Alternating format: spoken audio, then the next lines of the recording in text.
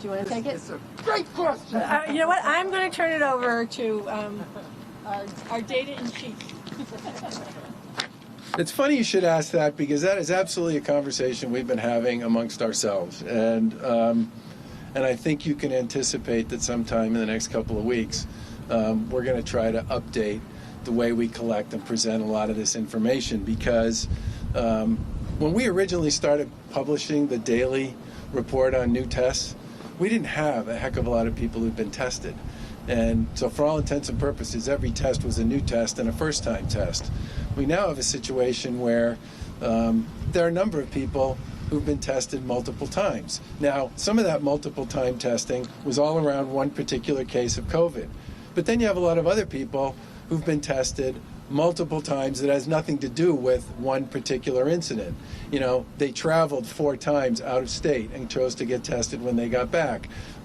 They were involved in close contacts over the course of 2 or 3 months with somebody who got sick. A family member tested positive, and that was a family member that they saw, so they got tested.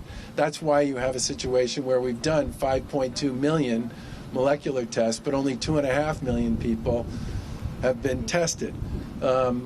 And we think that, so the daily thing creates confusion for people with respect to what's actually underneath it. The other thing that creates an issue for people is the fact that if you just track the number that shows up every day, and then you try and run it back over time against the baseline that's created later on in that report, the number that shows up every day represents a particular moment in time, test processed. But the day the test was actually administered is where it lands in the report.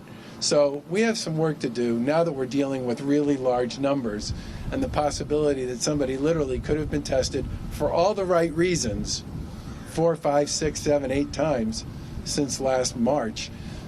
We need to do some work to update this stuff, put it together in a package that's clearly defined and represents what I would describe as the way you'd want to build a dashboard once you have 5 million tests and 2.5 million people tested, as opposed to where we were when we put that thing together, which was a few thousand tests and a few thousand positives. Because I agree, at this point, it's confusing to me. What's the best number people should pay attention to now that it's slowed back down?